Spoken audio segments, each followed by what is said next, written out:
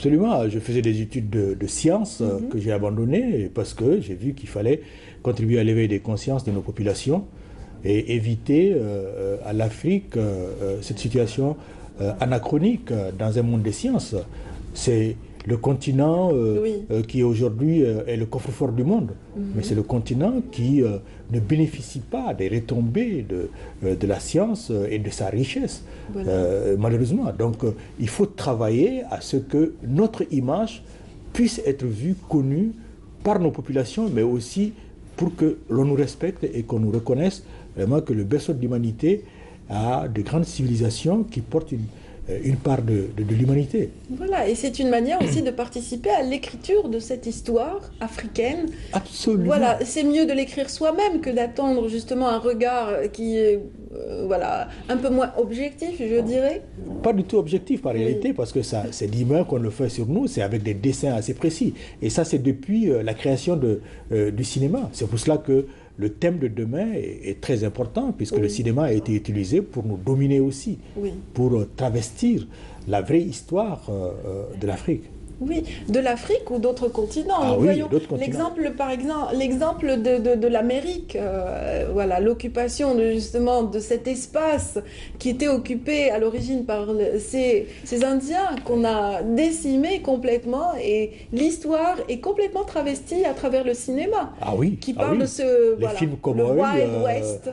Les films cow-boys ou bien le Vietnam, les films sur le Vietnam, alors qu'ils ont été battus complètement après des massacres qu'ils ont eu à commettre, mais ils présentent des films sur le Vietnam où on montre la puissance de l'Amérique, la qualité de l'homme et de la femme américains.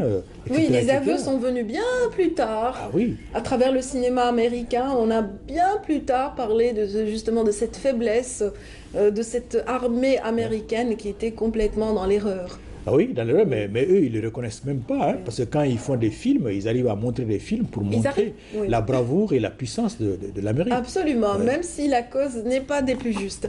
En tout cas, moi j'aimerais quand même vous poser une question par rapport à cette écriture de l'histoire.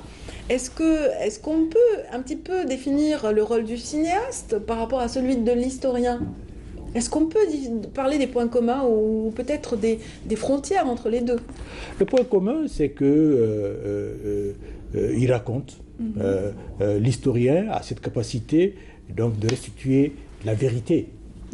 La vérité que le cinéaste peut reprendre. Mais le cinéaste a la possibilité, tout comme l'historien aussi, de défigurer l'histoire. Les Américains ont eu à le faire, aussi bien les écrivains que les cinéastes américains. Je ne dirais pas tous les historiens américains et tous les cinéastes africains, puisque de toute façon, le temps nous permet donc de corriger les erreurs qui sont faites. Pendant la période nazie, écoutez, les historiens ont écrit une histoire qui n'était pas vraie, et les cinéastes ont été utilisés par Hitler pour de défigurer l'histoire, mais en même temps pour complètement occuper la mentalité de l'esprit. La propagande. Tout à fait, tout à fait.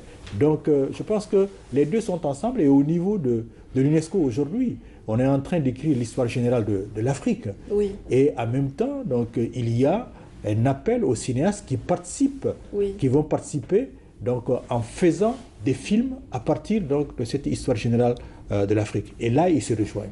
Il faut absolument qu'ils se rejoignent, en tout cas pour que l'humanité puisse avoir ses heures d'humanisme. Oui, et puis voilà, peut-être rectifier le tir et restituer à l'Afrique ses lettres de noblesse, puisqu'elle est le berceau de l'art en général, mais on ne le dit jamais assez. On puise même, vous disiez qu'on puisait dans la recherche, qu'on en faisait un grenier, mais c'est aussi dans le domaine artistique le berceau même de la création et de la créativité, mais il y a toujours un déni.